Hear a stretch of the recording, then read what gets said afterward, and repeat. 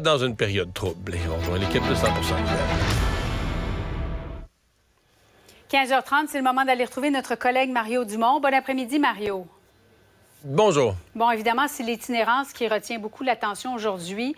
Les données ont été rendues publiques. Ça a explosé au Québec, 44 de plus qu'en 2018. Il y en a plus de 10 000 maintenant des gens qui vivent dans une situation d'itinérance partout à travers le Québec. Et à la veille du sommet sur l'itinérance qui va se tenir à Québec, as-tu l'impression que les villes sont vraiment en position de force, Mario, en ce moment? Ben, les villes ont réussi. L'étape numéro 1, dans le cas des villes, c'était d'établir la priorité. Puis quand je dis de l'établir auprès du gouvernement, dans la société, dans l'actualité, et ça, c'est réussi. Remarque, ils sont aidés par les faits. C'est pas comme si les villes avaient essayé artificiellement de mettre dans l'actualité quelque chose qui est plus ou moins un problème.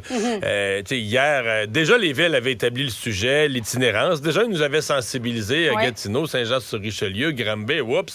L'itinérance, c'est de plus en plus un peu partout dans le Québec. Mais c'est sûr qu'ils ont été aidés hier par le rapport qui devait sortir un peu plus tard. Faut connaître l'histoire. C'est très, très long à compiler ces chiffres-là. Moi, je trouvais ça bien long, mais j'avoue que quand j'ai regardé le rapport, c'est un long rapport. C'est très documenté, c'est très pointu, les chiffres, parce que c'est un dénombrement qui date du 11 octobre 2022, de l'automne dernier, dont on a présenté le rapport hier. Oui, mais une nuit, puis dans les jours suivants, là, on collige les informations, on complète les incertitudes, puis là, on a les chiffres. Puis à partir de ça, on fait le travail de documentation, de recherche, de comprendre. Mais les villes ont insisté pour dire, nous, on a un forum le 15 septembre, il faut que le ministre Carman nous sorte les chiffres avant. Et dans l'état actuel de tension entre le gouvernement et les municipalités, je pense que le ministre Carman a dit on va vous fournir les chiffres. Donc, les chiffres sont sortis hier après-midi. Et ils sont pas beaux.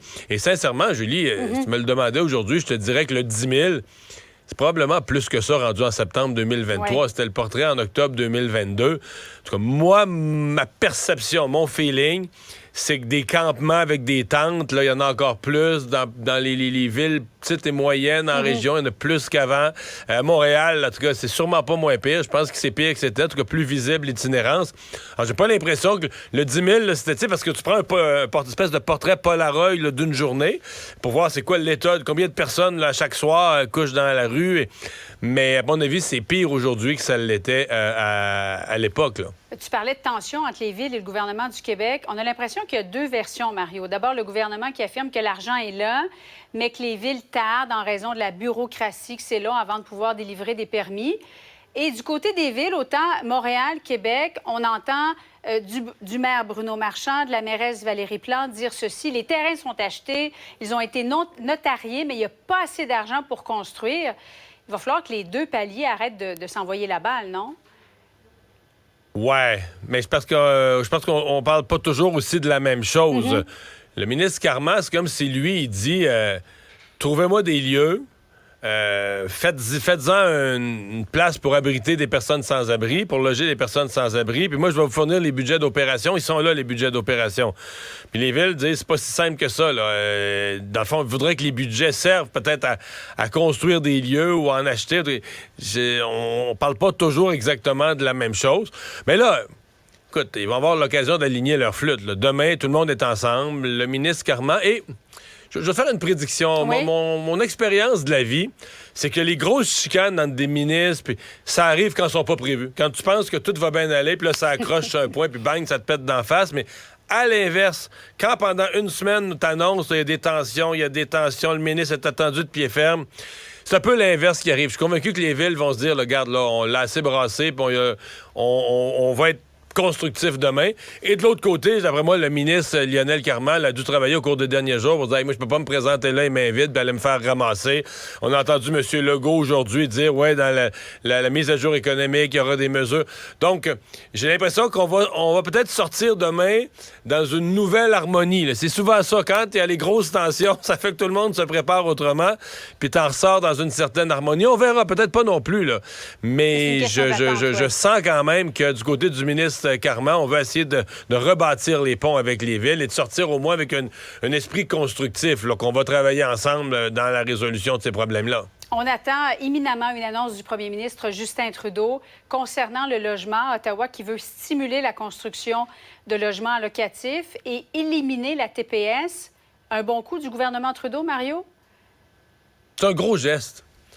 C'est un gros geste, à la fois sur le fond des choses pour la construction de logements, à la fois du point de vue politique. Puis je te dirais, si je le regarde juste du point de vue politique, tu ne renverses pas des tendances majeures avec des gestes mineurs. Puis là, quand je dis tendance majeure, là, entre le printemps et l'été, la descente du gouvernement Trudeau, c'est quelque chose. La baisse de la cote de M. Trudeau lui-même dans les sondages, c'est quelque chose. Les écarts qui se sont creusés avec Pierre Poilievre. À un moment donné, il faut que tu poses des gestes d'éclat. Est-ce que ça en est un? Puis tu sais, je suis pas en train de dire que les libéraux vont être en avance d'un sondage en 48 heures, là. Mais moi, je trouve que c'est un geste fort. C'est un geste, ça frappe l'imaginaire. D'abord, tu sais, la TPS est surtout à peu près tout, à part les aliments. Alors, de dire que sur quelque chose, quand même, en termes d'argent, là, les matériaux de construction pour construire du résidentiel, la main-d'œuvre, on détaxe ça.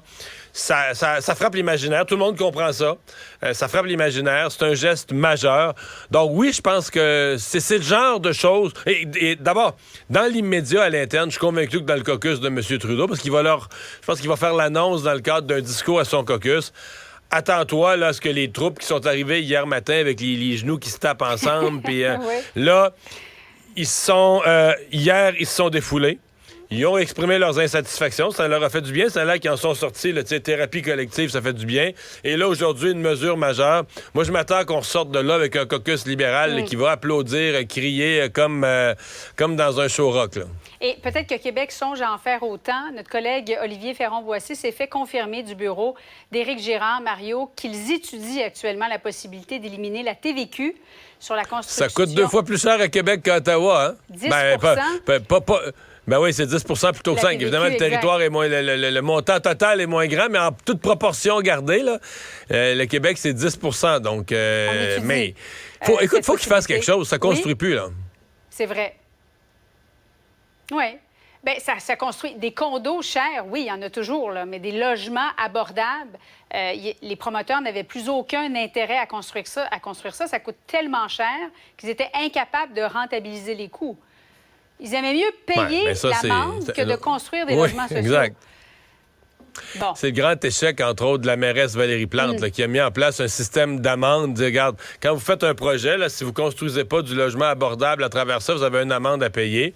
Et finalement, les constructeurs disaient, il n'y a tellement plus rien à faire avec ça, du logement abordable, à cause du contrôle des loyers, à cause de la régie des loyers, à cause du contrôle des loyers. On ne pourra jamais le rentabiliser. Fait qu'on aime mieux de payer l'amende. Puis on va inclure l'amende dans la vente de nos condos. Là, on va inclure le coût de l'amende comme un des coûts de construction. On met l'amende comme si ça faisait partie du coût du terrain. Alors, c'était un peu farfelu, puis ça a montré il y a une limite à ce qu'artificiellement les gouvernements peuvent faire. Là.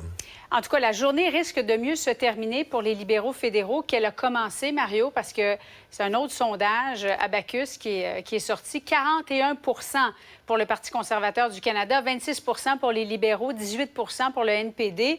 Un écart très important. Quelle sorte d'attaque les libéraux doivent-ils mener, selon toi, pour tenter de renverser un peu cette tendance dans les sondages? Bien, je pense que c'est suffisamment fort comme tendance. Il faut que tu agisses sur la forme et le fond. On entend les libéraux dire, là, il faut qu'on attaque davantage Pierre Poilievre. Bon, oui, sûrement. Mais il faut surtout que tu trouves ton angle d'attaque. Pourquoi toi, t'es meilleur que lui? C'est quoi? Et là, moi, ce que j'ai vu des libéraux depuis 2 semaines, écoute, je pourrais te mettre sur une feuille 10 thèmes différents sur lesquels ils ont attaqué Pierre Poilievre. L'avortement, il est comme Trump, toutes sortes d'affaires. Et veux-tu des attaques qui marchent pas? Des attaques garochées en l'air à gauche et à droite dans toutes les directions. Les campagnes là, où tu as attaqué l'adversaire puis que ça a fonctionné, c'est que tu trouves un sujet où tu penses que tu as l'avantage politique sur lui et là, tu martèles. Je cherche pas loin la recette, là. C'est ce que fait Pierre Poilievre. C'est de même que Pierre Poilievre a monté. L'inflation, le pouvoir d'achat, puis toujours répéter le message. parce que c'est ça ton...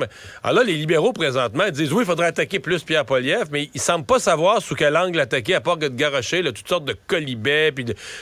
Donc ça va être de voir, eux, là, sur quoi ils veulent se démarquer de Pierre Poilievre, puis de commencer à avoir une stratégie de démarcation, oui, d'attaque, mais de démarcation, qui a une cible, qui a un focus. Pour l'instant, ils ont pas ça du tout. Donc ça, c'est pour la forme. Mais à un moment donné, il y a le fond aussi. Exemple, le geste qu'ils pose aujourd'hui pour la construction. À mon avis, un gouvernement qui est dans le trouble ne peut pas juste se redresser en disant « je vais changer de style, je vais attaquer l'autre ». Il faut aussi que tu montres que ton gouvernement s'attaque aux problèmes de la population et que ton gouvernement n'est pas dépassé, n'est pas débordé par les problèmes de la population, qui est en contrôle des choses. C'est difficile, on arrache, l'inflation nous donne des problèmes, mais... on a dans notre sac à dos, là, on a des solutions, on va les sortir au prochain budget, on a des idées. Parce que c'est ce que reproche aussi le caucus libéral à M. Trudeau et à son gouvernement au Conseil des ministres. Le simple député dit, nous, dans la population, là, les gens ont l'impression qu'on n'a plus de solution, là, qu'on est pris avec les problèmes puis qu'on est dépassé par les événements. Alors, Mario, Justin Trudeau devait parler à 16 h. Finalement, ça va se faire dans les toutes prochaines minutes, 15h45. On va suivre ça de près. Merci, Mario. Bon après-midi.